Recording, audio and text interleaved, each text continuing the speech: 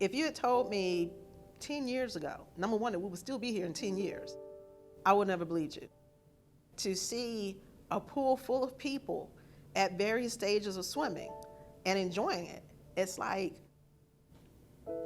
I really cannot explain it. The start of Evolutionary Aquatics and Mahogany Mermaids is very organic. I signed up for a triathlon, the Ramblin' Rose, and I was going through a group, and I didn't get what I wanted from the swim program. So I started reaching out to people. I took some swim lessons, and I am a social learner. So in order for me to practice what I was learning in class, I would reach out to my friends like, hey, come and swim with me. One day she came upon me someplace, I don't know where, we met up again. And she said, oh, Miss Connie. And she didn't say Miss Connie, she said Connie. I've been starting a swim club, and I'm trying to get more black people, more black ladies interested in swimming. Are you interested? I said, no, Nadine, I don't want to swim no more. I'm tired. I had retired from the YMCA, and I was doing something else, riding horses, as a matter of fact, at that time. So she nagged me for an entire year before I consented. I said, okay. She said, what I really need is somebody to help me coach. So, okay, that put me out of the water and on the deck. And I said, oh, that's a wonderful thing, I can do that. So I decided to come and help with the mermaids, my Mahogany Mermaids. And I got my daughter to come along too, and then she got interested, and so it became a part of our lives, actually. I talked to my mom about just swimming laps of where I could go, and she knew Nadine had this swimming lesson for people, for adults, and so she contacted Nadine. And I went out one day to just try to talk to Nadine and try to do laps and things like that. As I was swimming, Nadine would be like, don't you do breaststroke? Aren't you good at that? So I need a teacher to do that. And didn't you teach kids how to swim and things like that? And next thing I know, I ended up teaching. And that's been, I guess, 4 or 5 years now I've been doing this. And so that's how I ended up actually getting into teaching for Nadine. I learned about Evolutionary Aquatics, Mahogany Mermaids, essentially from Nadine, from when she was a mentor with Try It for Life. This was my first exposure to triathloning, and she was one of the swim mentors, and she was very nice to us in the pool. And then eventually she invited me to come swim, and then eventually I swam, and she heard about me doing some races, Ironman, half Ironman, and invited me to coach. And the rest, as they say, is history. I don't know that I had too many expectations when I joined the club. I was open to whatever was going to happen. But I did have a great experience. I was able to learn to swim. I found a community of swimmers, and I have just fallen in love with this as a sport ever since. When I first came to Evolutionary Aquatics, it did not match my reality versus what I expected. I thought it was going to be just to get in the pool, blow some bubbles, learn how to do basic stuff, which you do, but it's so much more than that. I thought I could swim to a certain extent. I mean, I didn't feel comfortable in the deep end, but I just assumed that, I'll be fine. Just one lesson, one class, 1 month, I'll be good. And no, it was a building process. So it challenged me in many ways, and there were many times I wanted to quit, but I just kept going. Actually, the expectations surpassed my reality. Coming from the city, I'm an urban girl. I never really was around water a lot. Always wanted to learn how to swim. And as you get older, you're more and more reluctant to learn how to swim. But I said that was going to be one of my goals. When I moved down here, my husband and I actually retired. And I said that even as I retire, I still wanted to be able to learn how to swim. That was my goal. That's what I set out to do. And that's what I was learning to do. It kind of went beyond our expectations. My thought was I would just learn how to swim. So I thought about it as something that was just leisurely, where if I could just jump into the pool and swim to the side, then I felt okay. Oh, I'll be fine learning how to swim. But when we came to the club and we found out that how organized they were, and the fact that we started off putting our face in the water, I'm like, I already know how to put my face in the water. But after being with the teachers and realizing they were teaching us how to breathe and how to do things in a rhythm, and they didn't just want us to just swim the length of the pool one time, but they wanted us to feel comfortable enough to swim back and forth.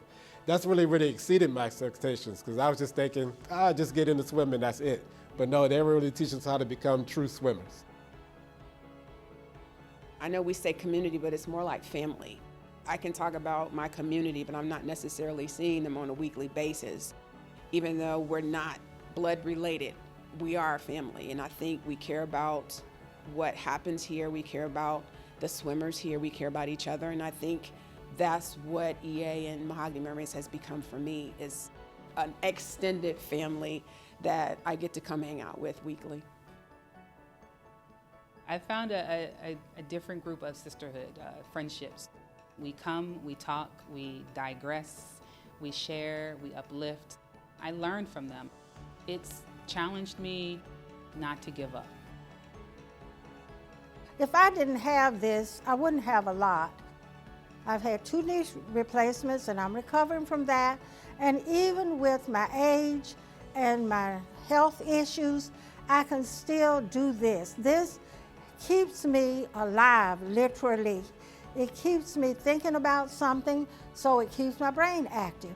It keeps me moving about, so it keeps me physically involved.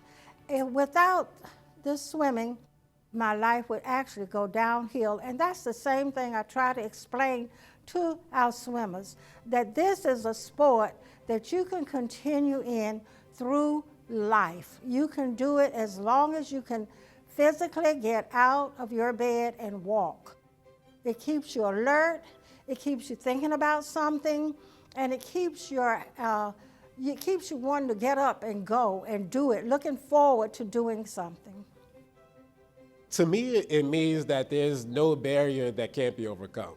One of the reasons we started, it was sort of coming out of COVID, and also the cultural awakening that was happening at the same time, where we had different things happening with African Americans and how we're dealing with police. We really just wanted to say, look, we don't want to feel as though that we're constrained by anything. And one of the things that was constraining us was water, because I didn't know how to deal with it. And so kind of being here was just kind of saying, just like everything else that's been in our lives, it's just something we have to learn to overcome. And there's nothing that can't keep us from accomplishing the things that we want. It's a matter of learning how to break barriers where barriers exist, and then once they go through it, you pull somebody else through it with you. This has been a rewarding experience. It has motivated me. It has encouraged me. It's told me that I know I can do things. Age does not matter. Yes, I'm a retiree. Yes, I'm much older than a lot of some of the other, coaches and swimmers and stuff, but I still know that I can do it.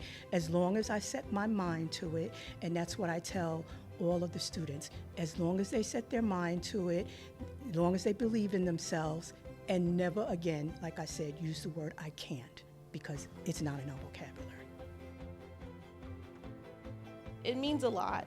I really believe that, the stereotype of Black people not swimming or not being interested in swimming really needs to be done away with, because plenty of us are swimming, plenty of us are learning.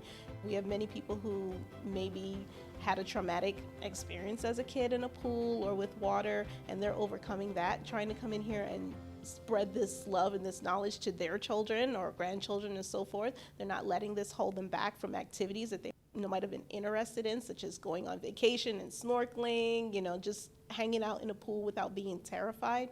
So it means a lot to be a part of that and to pass this knowledge on to those who really want it, so that we can take this stereotype and dash it to the ground, because it's not applicable. Breaking that stereotype has been everything. Me knowing how to swim has been everything. I tell a story all the time. I went to a Girl Scouts club with a young lady, and she was a white female that was a close friend of mine when we was young. And she thought I wouldn't feel comfortable there because we had to swim and we swam in open water in the lake. And they was like, well, Nicole, you don't have to worry about it. If I know you might not know how to swim and we got to do this. And I was like, I can swim though. And they was like, are you sure? I was like, I can swim. And I dove in the water and I swam farther than anybody. And just that stereotype that they looked at this young black girl might not know how to swim and trying to make her feel comfortable where I could swim. And they was like, everybody was like, oh, she swam better than me. She swam better. And then all the people that did not really want to be close or be friends with me, they wanted to hang out with me because I can swim. So that gave me that confidence, one. And secondly, it broke that barrier that black people can swim. And this is what we're trying to teach in Aquatics. Here, while we're here doing this is because everybody feels like black people can't swim. But that is not the true statement. We can. When you keep telling a group of people that they can't do, they just give up. Our approach is not just to teach other black people that they can swim, but also to teach the rest of society that black people can swim, to have them take a look at the history of when, with West Africans and how they taught the Europeans how to swim, and know that in the 19th century or late 19th century is when it became a quote unquote white sport with the introduction of swimming pools. So the more people know about these things in that context, the more power it gives and the more appreciation to the sport it gives. So to me, that's the biggest thing, especially when I get people in here who are just terrified of the water. Oh, well, I'm not meant to swim. Yes, you are. Go and study, learn your history, learn your DNA. And it evens out the playing field as well. We get people that want to join. They want to join. All cultures want to join. And so I do believe it's meant to be. I really do. It was meant to be, and it's going to be around for a minute.